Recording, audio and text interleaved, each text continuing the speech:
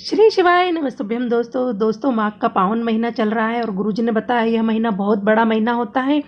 इसका पहला सोमवार जो कि कल 9 जनवरी को है, इस पर गुरुजी द्वारा बताए गए कुछ उपाय मैं आपके साथ शेयर कर रही हूँ।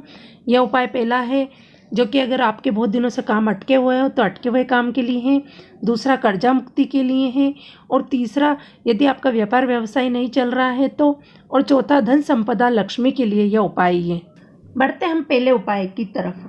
पहला उपाय, यदि आपकी कोई विशेष कार्य जो बहुत दिनों से अटका हुआ है, आपने बहुत प्रयास किया लेकिन आपका काम पूरा हो ही नहीं रहा, आप सब तरफ से थक चुके हैं, तो गुरुजी द्वारा बताया यह उपाय मैं आपको समझाने की कोशिश कर रही हूँ। आपको करना क्या है, एक कलश जल से भरा हुआ और एक बेलपत्र लेना है और शिव मंदिर जाना है।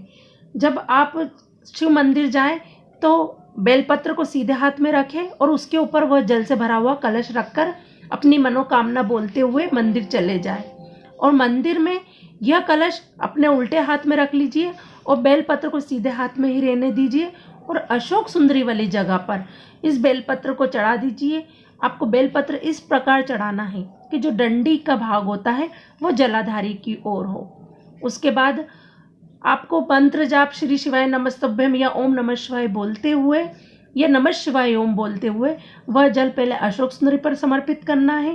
फिर उसके बाद शिव जी के चारों ओर वह जल छोड़ते हुए फिर उसके बाद शिवलिंग पर पूरा जल समर्पित करना है और अपनी मनोकामना बोलनी है। आप लगातार 2 या 3 सोमवार यह उपाय करेंगे तो आपके जितने भी अटके कार्य हैं वह पूर्ण हो जाएंगे। बढ़ते हैं अगले उपाय की ओर। अगला उपाय जो कि कर्जा मुक्ति का है। हमारे सनातन धर्म में वट वृक्ष को, जिसे हम बड़ का पेड़ भी कहते हैं और बरगद का पेड़ भी कहते हैं, सारे कर्जा मुक्ति के उपाय इसी के नीचे किए जाते हैं।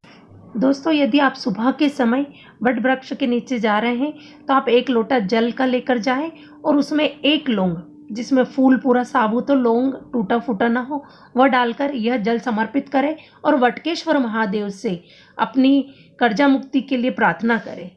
दोस्तों, यदि आप सुबह का समय जाते हैं तो जल का कलश लेकर जाएं, और यदि आप शाम के समय जाते हैं तो आपको 1 गोलबाती का दीपक जलाना है, घी का दीपक होना चाहिए, वो लगाकर, और 1 साबुत लौंग जो खंडित ना हो, उसका फूल भी पूरा हो, वह वट वृक्ष के नीचे वटकेश्वर महादेव का नाम लेकर वहाँ रख दे और कर्जा मुक्ति के लिए प्रार्थना करें।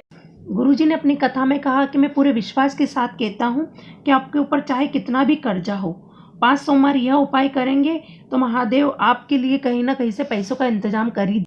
बढ़ते हैं अगले उपाय की ओर। यदि आपका व्यापार व्यवसाय नहीं चल रहा है, आपने दुकान नई लगाई और चल नहीं रही, फैक्ट्री नहीं चल रही है, आप बहुत परेशान हो गए, तो आपको करना क्या है, आपको 1 कांच की कटोरी या बाउल लेना है, उसमें 7 कपूर के टुकड़े लेने हैं, या छोटी कपूर की टिकिया आती है, 7 वह टिकिया डाल लें और 2 फिटकरी के टुकड़े उसमें डाल लीजिए, और 1 खड़ा जो साबुत नमक आता है, आखा नमक, उसका 1 टुकड़ा उस प्याली में रख दीजिए। बस आपको अपने इस प्याली को अपने व्यापार वाली जगह पर रखना है और आपको करना कुछ नहीं है। अब जो भी करेंगे महादेव करेंगे। यह उपाय आप मंगलवार के दिन करें तो ज़्यादा अच्छा है, और यह 15 दिन तक कम से कम यह कटोरी रखी रहनी। बढ़ते हैं अगले उपाय की ओर। यदि आपके घर में लक्ष्मी नहीं टिकती, धन संपदा की कमी हो, आपका व्यापार भी नहीं चल रहा, नौकरी में भी परेशानी हो, तो आपको करना कुछ नहीं है। आपको सिर्फ सोमवार के दिन प्रदोष काल में 1 घी का दीपक बेलपत्री के पेड़ के नीचे लगाना है। जब गुरुजी ने बताया है कि शाम के समय बेलपत्री के पेड़ के नीचे लक्ष्मी का वास होती है, और उस दीपक लगाने से आपके घर में लक्ष्मी प्रवेश करेगी। दोस्तों, यदि आपको यह जानकारी उपयोगी लगी तो मेरी वीडियो पसंद आई हो तो वीडियो को लाइक करें, मेरी चैनल भक्ति दर्शन को सब्सक्राइब करें और बेल आइकन को प्रेस करें ताकि गुरुजी के आने वाले उपाय की वीडियो हम आप तक पहुंचा सके। जय श्री महाकाल।